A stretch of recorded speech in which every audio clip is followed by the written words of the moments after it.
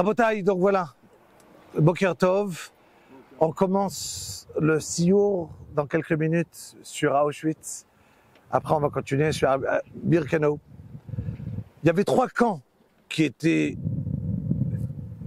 essentiels ici. Ça, on se trouve au camp numéro 1, Birkenau camp numéro 2. Ils ont construit pendant la guerre le camp numéro 3 qui était Manovitch.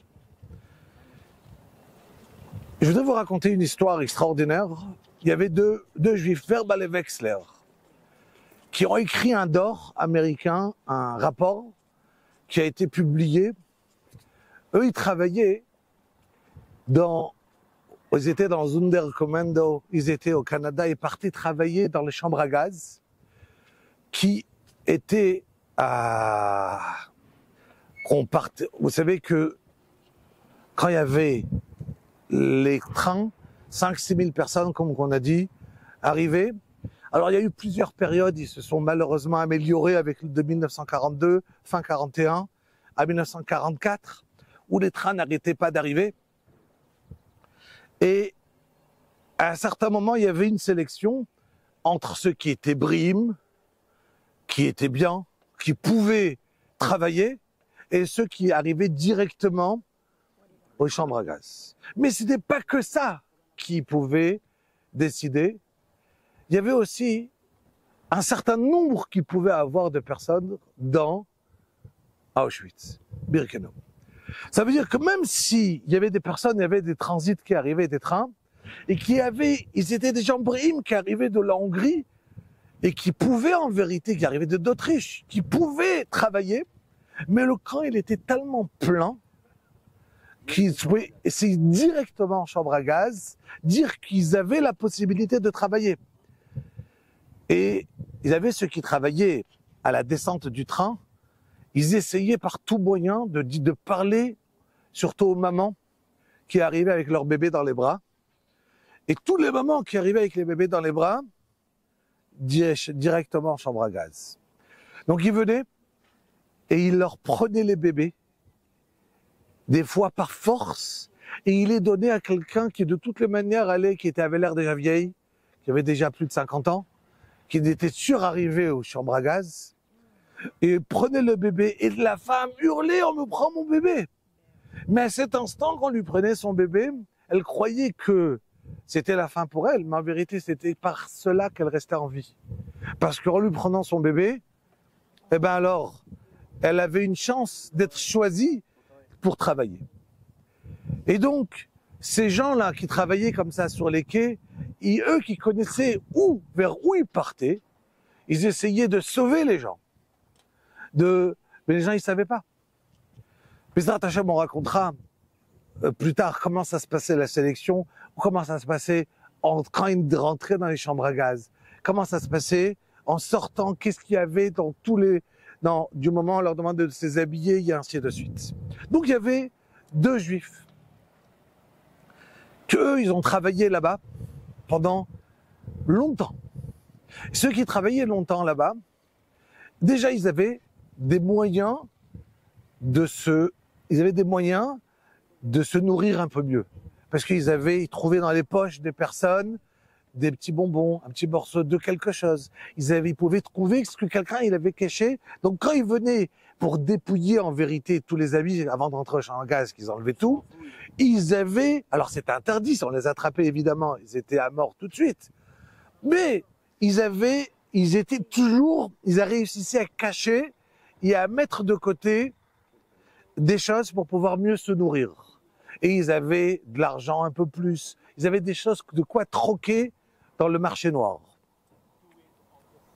Donc il y a 2 juifs qui ont décidé que c'est impossible de laisser le monde arriver vers Auschwitz d'une telle manière sans que personne sait ce qui se passe. Le monde entier ne sait pas ce qui se passe. Combien de fois on a demandé aux Américains, quand ils venaient bombarder, de venir et de bombarder ici les chambres à gaz? Ils ne l'ont jamais fait. Tout ce qu'on a pu essayer, donc de montrer au monde en vérité, qu'est-ce qui se passait ici.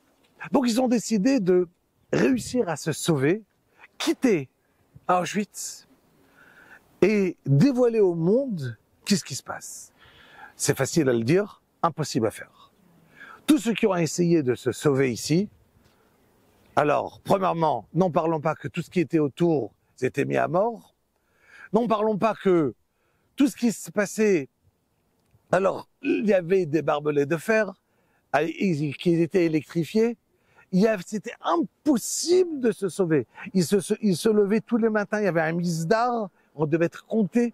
Ils attendaient pendant 3-4 heures à l'extérieur, compter et recompter et recompter. C'était le moment où ils punissaient tout le monde. Ils les mettaient des fois par terre, comme ça avec les pieds, avec des coups.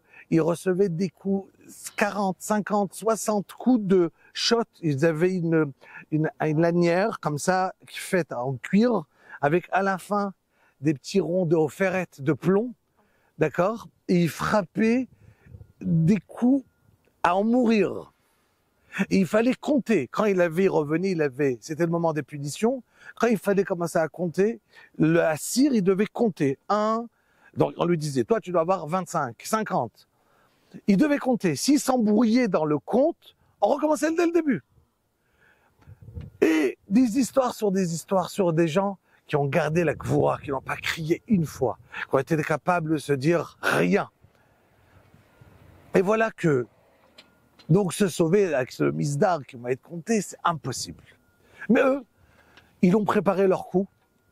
Ils se sont dit, il faut absolument qu'on réussisse, Verba et Wexler, les deux, Verba et Wexler, de se sauver et de raconter.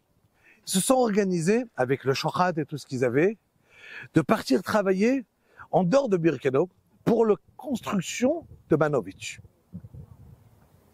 Et à la construction de ce camp, parce que ça grandissait, l'ampleur, elle prenait, comme je vous ai dit, juste dans un radius ici, il y avait de 40 km, 29 camps de travail. Donc, ça n'arrêtait pas de grandir. Du coup, on s'est retrouvés ils se sont retrouvés qui sortaient de Auschwitz pour aller construire en journée le camp. Et là-bas, il n'y avait pas encore le Gader, les barbelés électriques n'existaient pas encore. Donc ils se sont dit, voilà, ce qu'on va faire. Ils avaient coupé dans les forêts des longs troncs d'arbres, d'accord? Et ils se sont dit, nous on va demander aux copains qui étaient avec eux dans l'histoire, ils vont se cacher en dessous de 3 rangées de troncs, d'accord? Ils vont être dedans. Et les copains, ils vont mettre sur eux les troncs d'arbres. Ils vont tous rentrer sur Birkenau. Et eux, ils vont rester dedans. Maintenant, le choc, la loi, elle était à Auschwitz, qu'il faut attendre 3 jours quand il y a des recherches, quelqu'un qui s'est sauvé, il y avait la sirène, ça sortait, il sortait avec les chiens. Et il y avait des punitions, certains étaient pendus pour essayer de retrouver et menacer tous ceux qui étaient avec eux dans le travail. Mais ils étaient tous ensemble d'accord de pouvoir mourir, souffrir, mais qu'il y en a au moins 2 qui se sauvent. Top. Ils se sont mis en tête, il n'y a pas de problème, on y va. Et voilà que ils font leur programme, ils se cachent, arrive la nuit, ils entendent au loin, ça sonne, il y a le mifkad, il manque les 2. Tout de suite commencent les recherches qui sont parties pour 3 jours. Et ça cherche, les punitions. Eux, ils sont en dessous, ils ne bougent pas. Comme ça, ils sont sûrs qu'après 3 jours, ils pourront enfin, sans rien, sortir et être dehors et partir. Et effectivement, au bout comme ça de 2 jours, passe la fin, ils entendent 2 SS qui arrivent avec des chiens, des bergers allemands.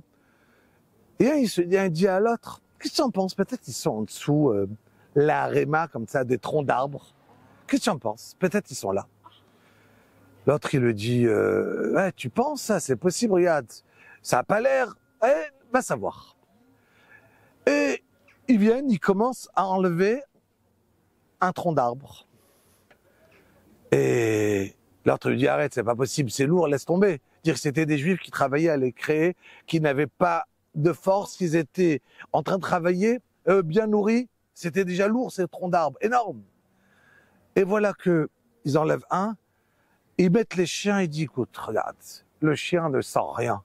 S'il y avait quelqu'un en dessous, le chien, il aurait aboyé. Et eux, ben, mais comment ça se fait qu'il n'a pas aboyé? Ils avaient appris qu'il y avait un système que si on mélangeait de l'alcool avec du tabac, ça embrouillait l'odorat des chiens. Et eux qui travaillaient, on avait dit, dans les habits, ils ont réussi à en avoir un peu d'alcool, un peu de tabac. Ils ont mélangé autour, ça a brouillé le flair des chiens et ils n'ont pas aboyé. Tof, ils enlèvent le deuxième, il reste encore un. Et à ce moment-là, ils se disent, ça y est, on va être pris, torturés, nous, nos copains qui nous ont mis dessus. Le truc, on n'a pas pu rentrer tout seul ici. Et ils essayent d'imaginer le plus noir au monde. À cet instant, ils entendent au monde de loin. Et il y avait comme une sirène, du bruit. Et les deux SS, ils disent, il y a du bruit. Ils ont dû être retrouvés. C'est bon, on y va. Et ils s'y vont. Et ils laissent le... Et voilà que arrive la nuit, ils sont contents, les 3 jours sont finis. Il leur reste qu'à enlever le dernier tronc d'arbre et sortir. Et voilà qu'ils commencent à lever et à essayer de pousser. Ils sont les deux, après 3 jours, sans manger, sans boire, après des années déjà, 2-3 ans à Auschwitz. Et c'est impossible de soulever. Et ils se disent, ça y est, on a creusé notre propre tombe, on va mourir ici. Ils ont passé la nuit entière à pousser centimètre par centimètre, millimètre, à le pousser le lit, et tellement maigres qu'ils étaient, ils ont réussi à la fin à se faufiler et à sortir, et par des nissim et des nissim, ils ont réussi à rester vivants.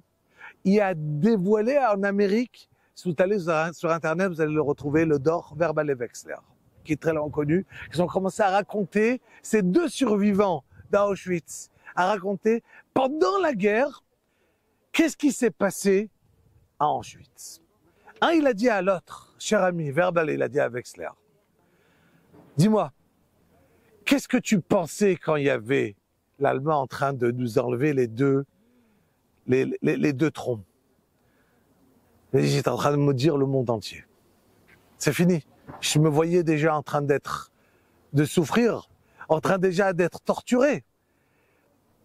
Et en fin de compte, Akadosh Baruch Hu, à cet instant, il nous les a envoyés, car t'imagines, si avec un tronc, on a passé la nuit entière à le bouger, on aurait eu 3 troncs en haut de nous, on serait mort. Donc en fait compte, ce que Hachem il nous a envoyé, cette crainte, c'était pour nous sauver. Il dit, le Navi, Odera Hachem, qui a naftabi. Akadosh Baruch Hu, je te remercie que tu m'as fait souffrir. Car cette souffrance-là, c'est ce qui m'a libéré. Nous, aujourd'hui, on commence à Auschwitz. Ça déchire les tripes, c'est impossible. On peut pleurer juste d'imaginer ce qui a pu se passer ici. Et c'est incompréhensible de dire à Kadosh Baruch Hu, Lama, Makara. Pourquoi le Ham Israël il a autant souffert?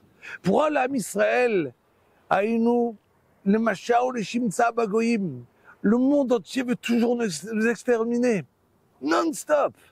Et ils veulent, mais là ils ont essayé, une grosse partie du peuple juif, un tiers du peuple juif est parti.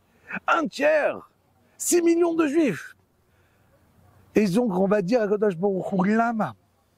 Mais il viendra un jour, il dit le Navi, Odecha Hashem, qui est un naftabi.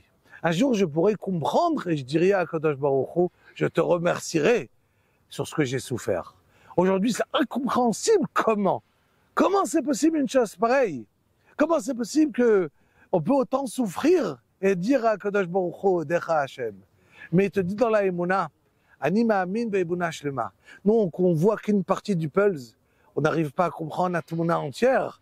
Mais de la même manière que Verbal et Wexler, à certains instants-là, ils étaient en train de se dire, Hachem, pourquoi tu nous enlèves ce tronc? Ils vont nous retrouver. Mais en vérité, c'était une manière de les sauver. Alors, à Kadosh Baruch Hu, on demande à Kadosh Baruch Hu, Behemet, שיאמר די, די, די אוצרות כלל ישראל. Et tout ce misbéach là, Agadol, le plus grand misbéach qu'il a pu avoir au monde, qui se trouve là où des juifs ont donné en criant Shema Israël, Hashem Elokim. Ils ont hurlé à Kadosh Baruch Hu. Ils ont demandé une chose. Ne nous oubliez pas. Dites Kaddish après nous. Les juifs qui arrivaient dans les chambres à gaz, un par un disaient Rabotai, transmettez les uns aux autres. Rappelez-vous de nous.